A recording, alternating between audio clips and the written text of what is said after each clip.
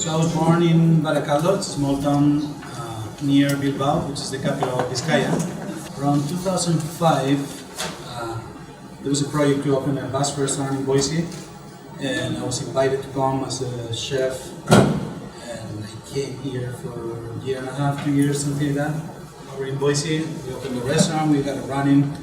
Yeah, we got married, we came over. Yeah. The place that he came to open up was my uncle's restaurant, La Joana in Boise. Okay. And that's how we met. So he was a chef and I was the server. And it's so romantic. Yeah. Right now I'm working at Chandler's in Boise, in downtown Boise, right by Hotel 43. I'm the sous chef there. So pintxo is a small appetizer side, bite side food. It's normally stuck on a skewer. The idea of it is that you're supposed to go with your bunch of friends, move around bars, and get one pintxo and one drink in each bar. And you go all morning, all afternoon, and you hit about 20 bars or so. Yeah.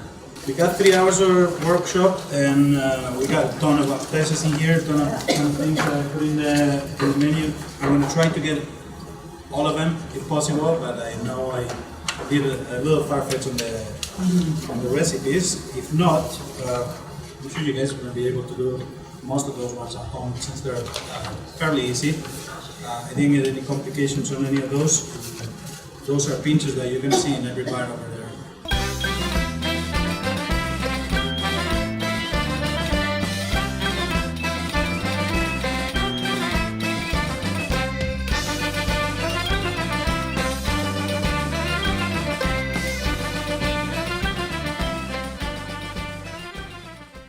The recipe has onion on it, which is some tortilla purist. We'll call it too fancy. So you can just leave it out or put it in, whichever. It'll accept putting peppers on it, putting chorizo slices. It takes almost anything you want. But we're going with a very simple recipe. And we start with about 2 pounds of potatoes. That's going to make it. Peel the potatoes and cut them in small chunks, about this size. You can cut them bigger or small, whichever, but the most important thing is that they're all the same size. So if you're going to cut them bigger, all of them has to be bigger. And they're going to go on hot oil, and they're going to cook for about 20 minutes. Okay? I'm just going to go ahead and do that. Yeah, I always use kosher coarse. So not too fried, not too hard. We're going to take them out of the heat and into a strainer. For us white folks, is a lot of anchovy. With the potatoes, a little bit of salt. And I put some onion earlier. So I got onions. So don't the hot potatoes will cook the egg yet? A little bit, yeah. We'll cook it and make it thicker. That's going to help us make the omelette. Because later on when we make the omelette, we don't want it to be fully cooked, we want it a little runny, and then the potato is going to start doing that work for us. And like she said, the eggs starting to coagulate because of the heat of the potatoes, but not too much. Yes, they're thickening up a little bit. Already warming up. I'm going to add a little bit of the oil from the potatoes. What we normally do, or what I normally do, is I keep one of my pans. I keep it completely untouched, and I only use it for omelettes, for tortillas, and the bars too.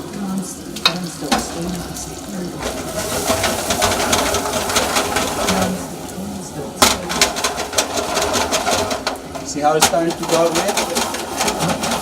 We do a little bit circular movement, so that it doesn't stick to the sides. And now we probably want to give lower heat. We put it in lower heat so that it cooks a little bit.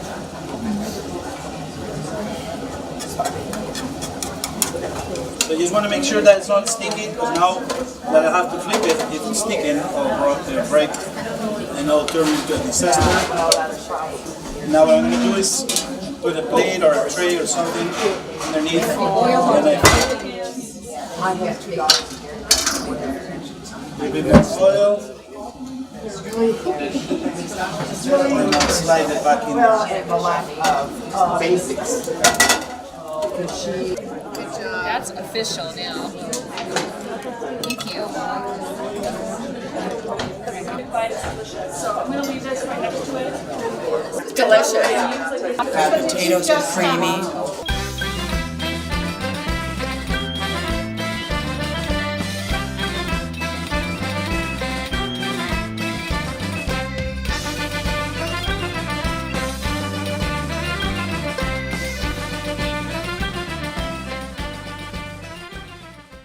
The mushrooms, you took the stems off. And I'm gonna put them with the cup up in hot oil that I have ready, making one single layer. The wider the pan, the better for this, because we're not gonna be flipping them, so they need to fully cook on this position. White wine, parsley, lots of olive oil, and some hot peppers, chili de árbol. Then I put it inside of the cups.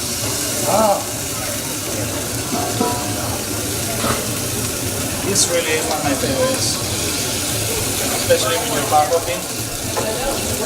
You order a few of those, and they're so good on my god.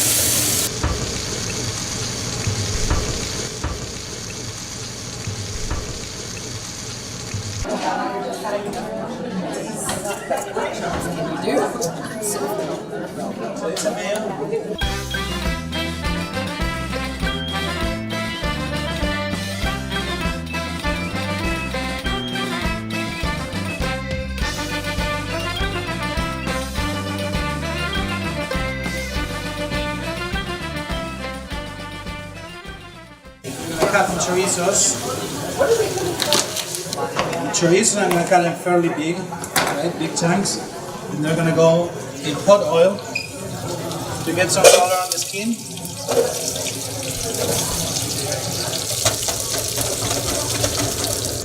I'm gonna boil it on it.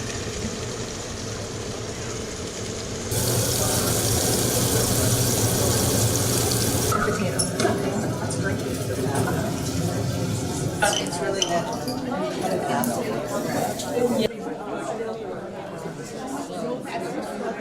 Yeah, the traditional words are in the cider.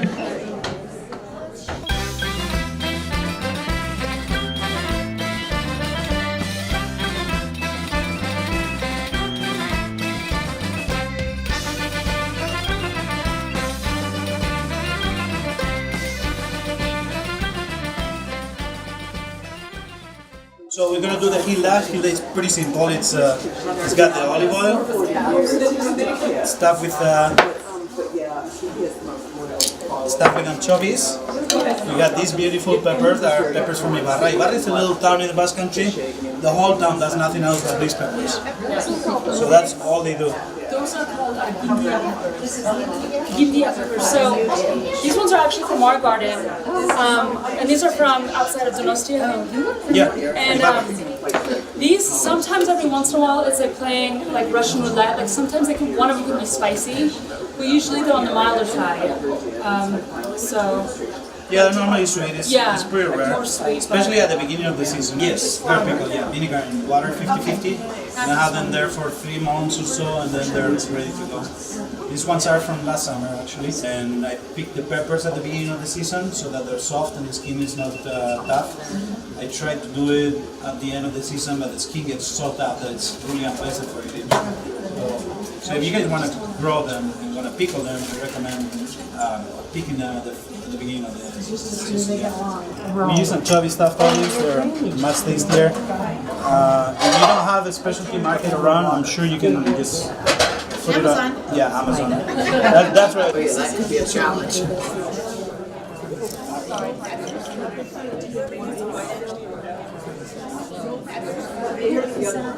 Now, was this cured? No, this they put on top was garlic. So delicious, a peen-show that you'll remember.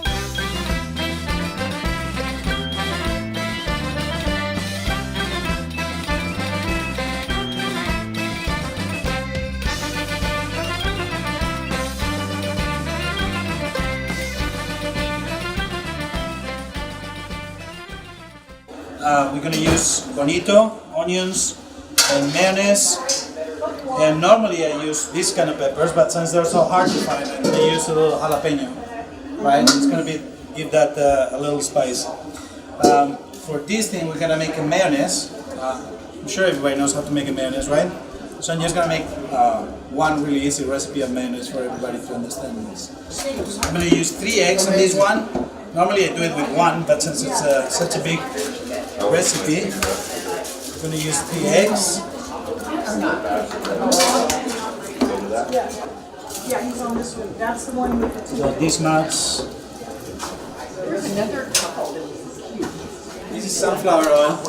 I like it for mayonnaise and stuff like that. It's much better. It has that nutty flavor, not too toasty. It's fun. Yeah. You do use about 3 cups or so, 2 cups.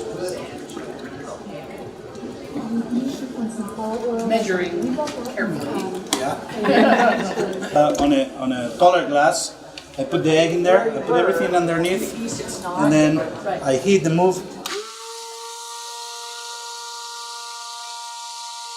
Now, when everything changes the color, just mix it a little bit and makes it creamier. And this turns into a thick mayonnaise. Well, the deal is if you're trying to mix it too fast or you're adding too much oil.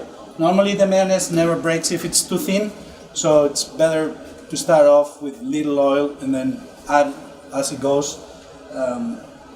And then there's only so much oil that it can take. It will go thickening and thickening, and when it's too thick, if you keep adding oil, that's when it breaks and then it falls apart completely because it's an emulsion. So it needs to be that proper rates. About 1 spoon per cup. So 1 spoon of vinegar, 1 egg, and I'll go 3/4 of a cup on oil. And you can use any oil again, but the more neutral flavor, the better it is. Salt, pepper, or any of them? Yeah, salt, a little bit of salt. And the salt needs to be added at the first part because the oil, when it emulsifies with the egg, makes it cover or something. Oh, okay. That doesn't let the salt dissolve. I got some tuna from just from any store pretty much. It's a good idea also to search for a good tuna in the store, because even at the regular supermarket you're gonna find the chicken of the sea, or you're gonna have some yellowfin tuna in olive oil, which is in this case the choice. We strained it. We took most of the oil and all that stuff out, and I added a little bit of chopped onions. Green onions will do, and any pepper too. But for this recipe, we're gonna go like this one, and we're gonna season it with salt, vinegar, and olive oil. This is white wine vinegar. I normally use apple cider because I like it. I'm gonna mix it well. I'm gonna add the jalapenos now. Diced, of course.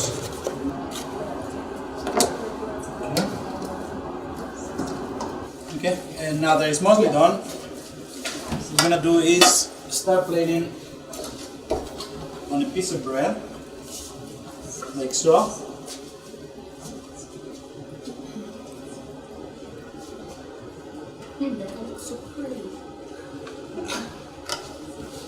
A few of those.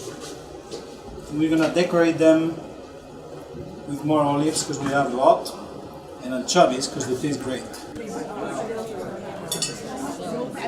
It's probably about half of what you would consider a glass, or even less.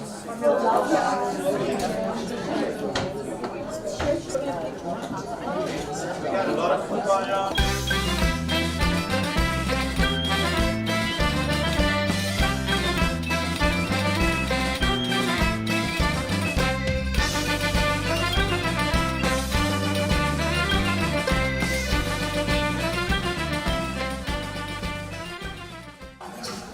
This is the beginning, the first part of the croqueta. We melt the butter and we mix it with the onions and the ham, and we cook it down so it gives a little flavor. Now we're gonna add the flour and we're gonna make a roux with it. Okay? So once it boils, this is ready to go. It needs to be. It goes into a container and it needs to cool down for the whole day or overnight. Make it at night or make it. Then make the croquetas the next day. Otherwise, it'll be too soft. Yeah, my mom used to make the croquetas, and all of us will leave the butter before it cools down enough to make the croquetas. And this is the butter. This is the dough. We gotta put it in the fridge. It needs to cool down for 12 hours or so before we can actually start rolling the croquetas. And you probably wanna put some oil in your hands so that it rolls faster. You get a ball. You make a round ball. And you dip it in the egg. And then from the egg, you dip it in the breadcrumbs. Make sure it has the shape. And there you go. One of the tricks to make it a little easier is one person dumps it in the egg, the other person does the breadcrumbs. So you don't touch it, your hands never get wet. Be a little bit of oil. It becomes really complicated. You know, every new kitchen is a little challenging. Or once Maybe the trick is fewer or melted.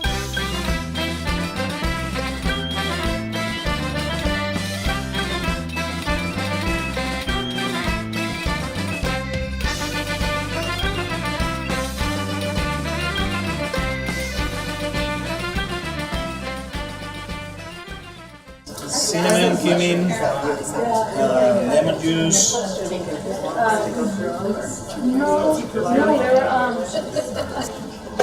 They could be grilled, it will be ideal, but we're gonna bake those because we don't have a big enough grill. Charcoal will be wonderful because it gives that smoky flavor. And if there's no charcoal, gas grill will do too.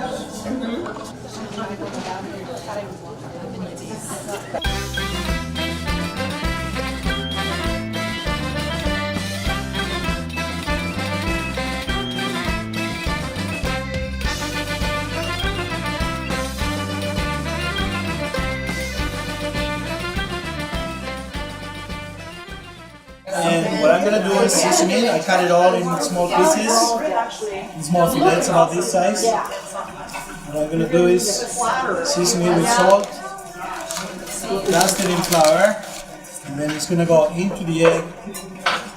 Helps the egg stick onto the fish. And then we're going to fry it on olive oil, but we're going to fry it at low temperature.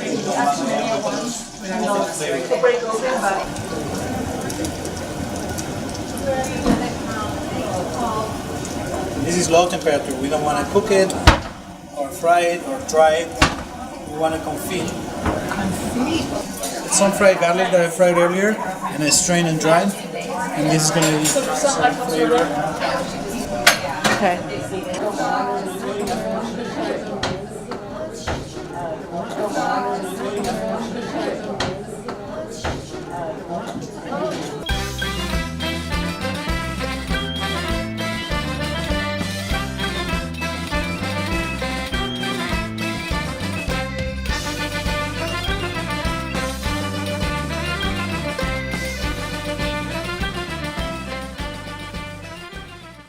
Shrimp is sauteed with a little bit of garlic and hot chilies.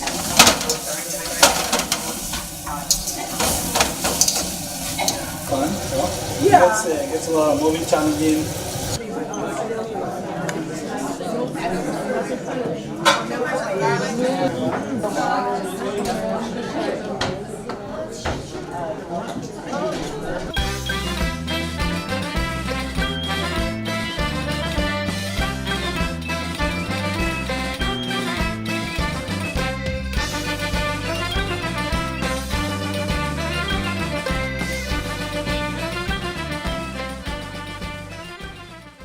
This is the cheese. This is a traditional dessert type of dish. It's cheese and membrillo. Membrillo is a sweet quince paste. You guys know the quince? It's kind of like an apple, way harder. Yeah. Her parents had a beautiful tree. They make it every year, so they gave us one of these things during the workshop. What do you say that? You know, it sounds like him, but wait. Or that when aliens come down, they're gonna speak fast.